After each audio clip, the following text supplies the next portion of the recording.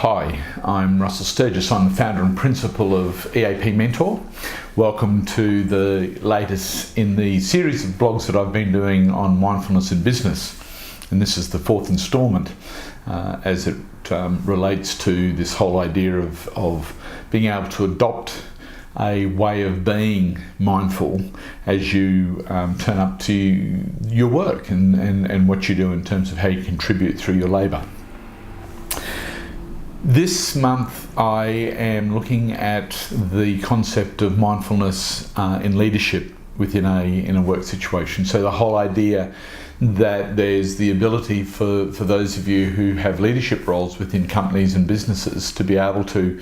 use principles of mindfulness as it relates to the way in which you turn up to your work. And so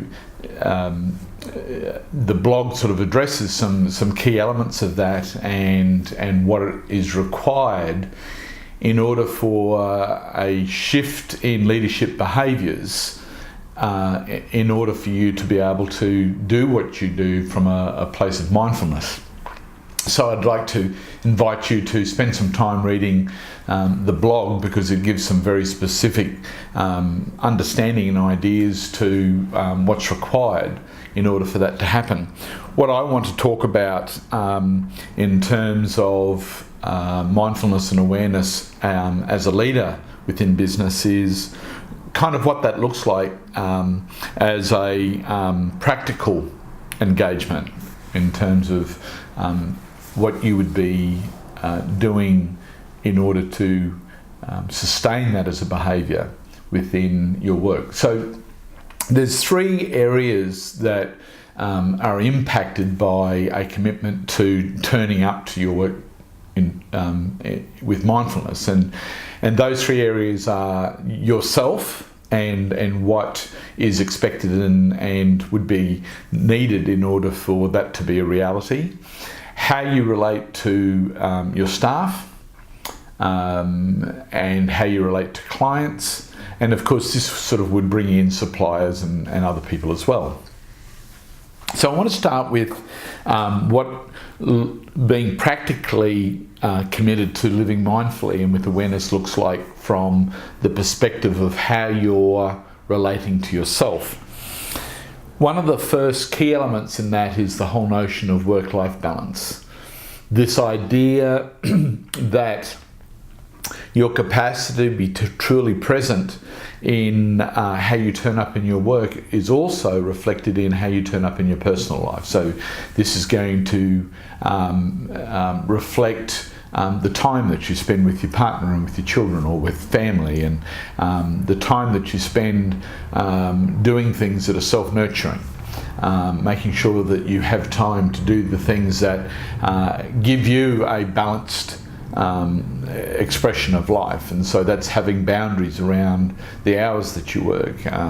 It's about having boundaries around not taking work home. It's about having a very clear agenda for the quality of food that you eat, the exercise that you do, the amount of sleep that you get, the fact that you can put as much effort into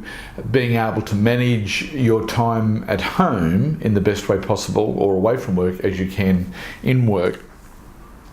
Another part of this is about what it is that you value, and of course what you value really is an extension of the ideals that you live by. So as you're really clear about what your ideals are, it becomes really clear then, and your ideals inspire your values in terms of how you spend your time and how you spend your resources. So this sort of links into this whole idea of work-life balance. So in other words, I know, for example, in my history, there was a time there where my work certainly meant that I was having 9 to 10 hour days, and because of the fact that I was living habitually, and I was in my story, and we talk about that in the blog today, I write about that. My desperate need to be noticed saw me getting highly involved in community activities. So I was actively involved in the PNC, and I was actively involved in the basketball community in my town, and I was actively involved in the scouting movement, and I was actively involved in my church, which meant that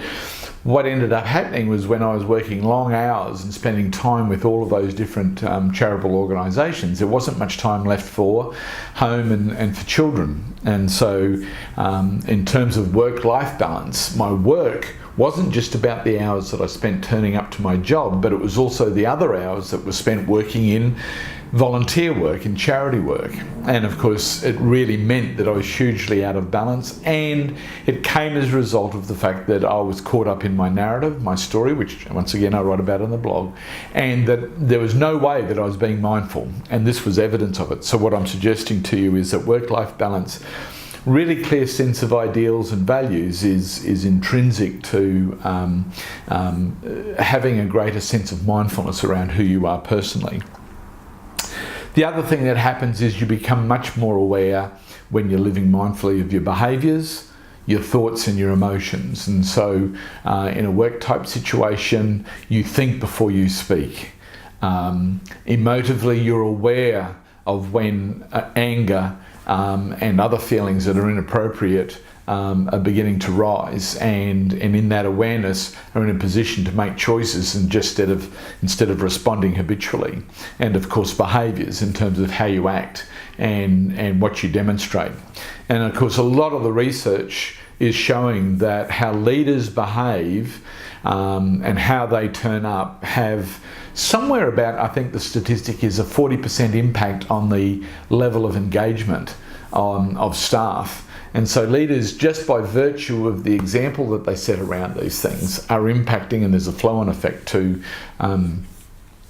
your employees. So once again, let me just reframe then. So work-life balance, ideals, virtues, and awareness around behaviours, thinking and emotions are all really the sorts of things that would be impacted if, as a leader, you were beginning to live your life more mindfully.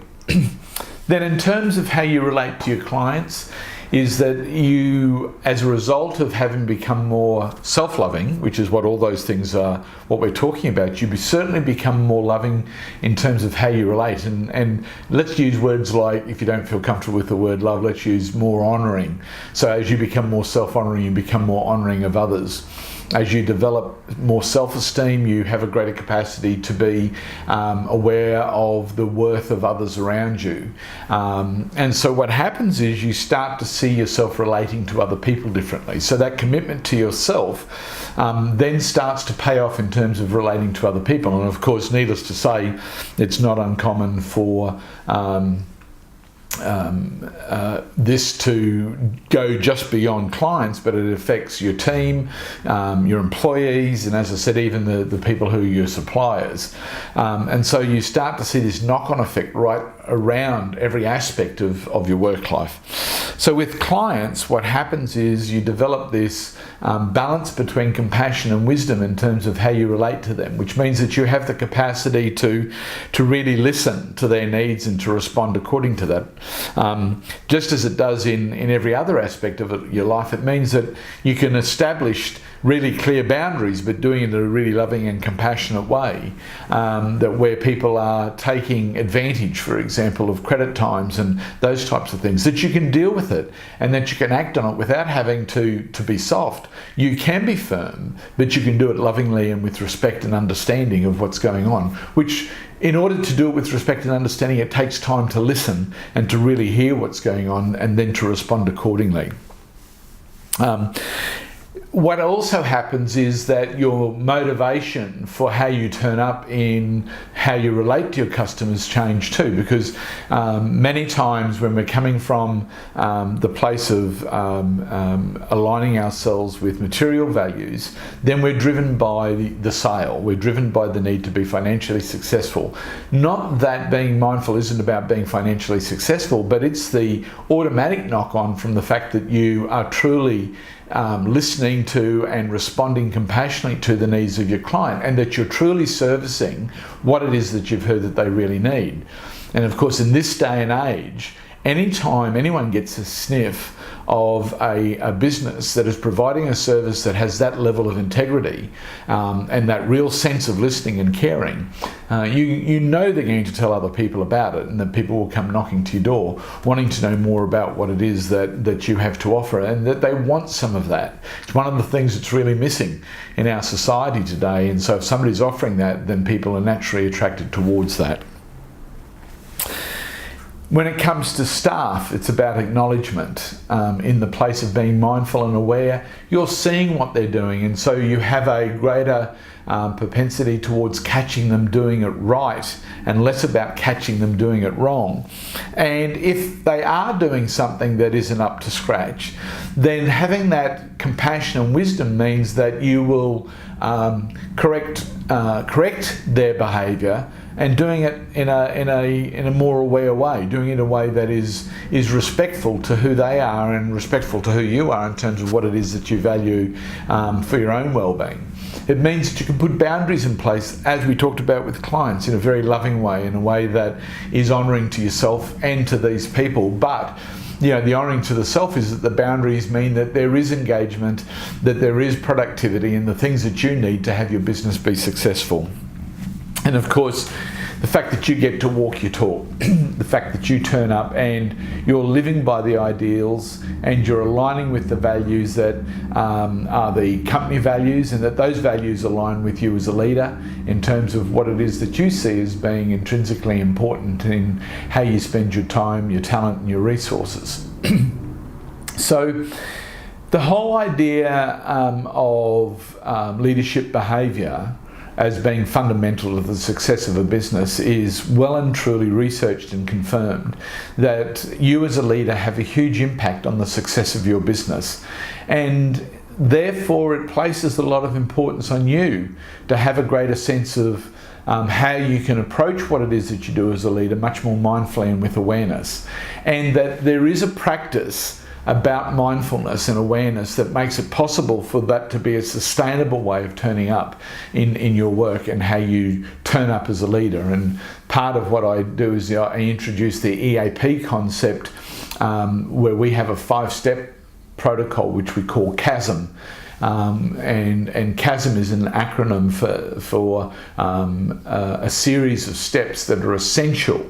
to being able to make a consistent approach to living with awareness and mindfulness. If you get a chance, take a moment to have a read of the blog, because I go in and explain CHASM in a bit more detail, and I also talk about what it takes to be able to create the ability to turn up in your work consistently with a mindful approach, and seeing how that impacts on you, how it impacts on your customers, how it impacts on your staff, and of course, if you're doing it mindfully, it's then how it impacts on your family and your community, because all of those people will be embraced within that awareness and consciousness when you make that decision to live life mindfully and to have that be the foundation to how you approach your leadership. Anyway, thank you for listening today, and once again, please go and visit our website, eapmentor.com, to find out more about the Enhances Awareness program and the things that we offer through that. I also would encourage you, if you're wanting regular daily insights into practicing living mindfully, our Facebook page, which is at EAP Mentor, has lots of stuff that is put up there every week that are just little hints and reminders about how to be more mindful and how to be more aware as you approach living life from day to day. Anyway, thank you for listening, and I'll speak to you again next month. Bye.